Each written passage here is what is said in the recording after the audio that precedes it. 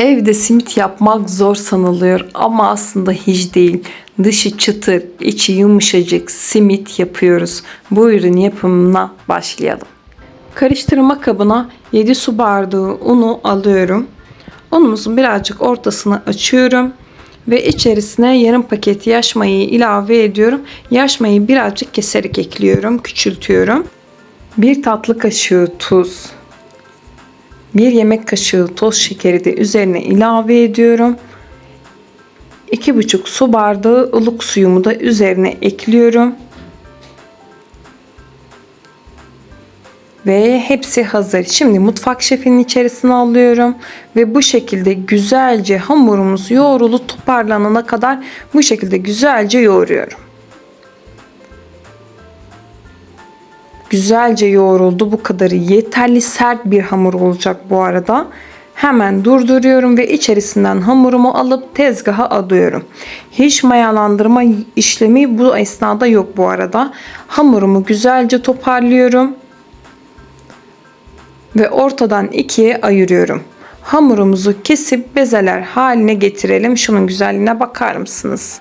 Hamurun bir parçasını alıyorum ve güzelce tezgahta yuvarlıyorum. Hamurumuzu bezeler haline ayırmak için. Hamurumuzu isterseniz 5 eşit parçaya kesin. İstiyorsanız tartıda ölçün. Ben tartıda ölçeceğim. Eşit olmasını istiyorum. Her bir tanesini 129-130 gram olacak şekilde hazırlıyorum. Bir tane daha bakalım. Evet, 117 az geldi. 131 tamam.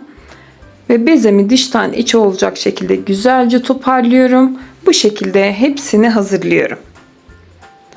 Daha sonra üzerlerini kapatıyorum. Bu şekilde yarım saat mayalanmaya bırakıyorum. Yarım saat güzelce mayalansın. Ve bulayacağımız pekmezli suyumuzu hazırlayalım. Bunun için 3 yemek kaşığı pekmezi bir tabağın içerisine alıyorum. Ve üzerine 3 yemek kaşığı suyu da ilave ediyorum.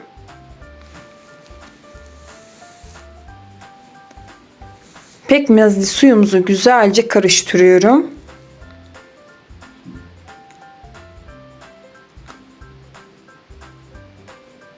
Pekmezli suyumuz hazır. Şimdi simitlerimizin şeklini vermeye geldi. Güzelce dinlendiler. Simitimizin ortasını açıyorum ve 1 çay kaşığı tereyağını içerisine ekliyorum.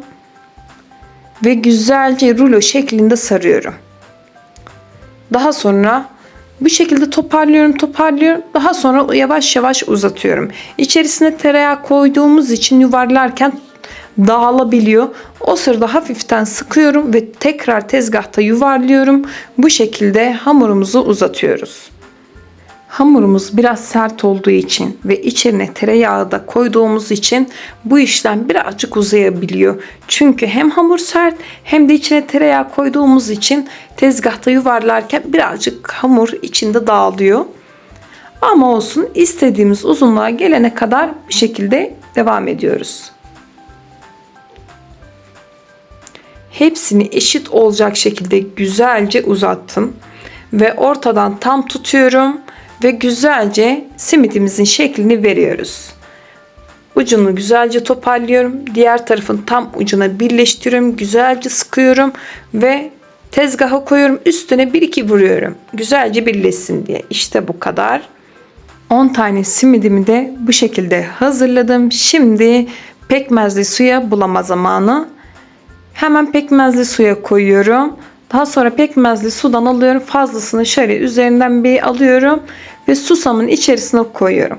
Bolca susamı buluyorum. Daha sonra susam güzelce yapışsın diye elimde güzelce gördüğünüz gibi susama birleştiriyorum. Biraz daha böyle sıkı sıkı susamı hamura güzelce birleştiriyorum. Piştiğinde susamlar düşmesin diye. Daha sonra yağlı kağıt koyduğum fırın tepsisine alıyorum. Hemen bir tane daha hazırlıyorum.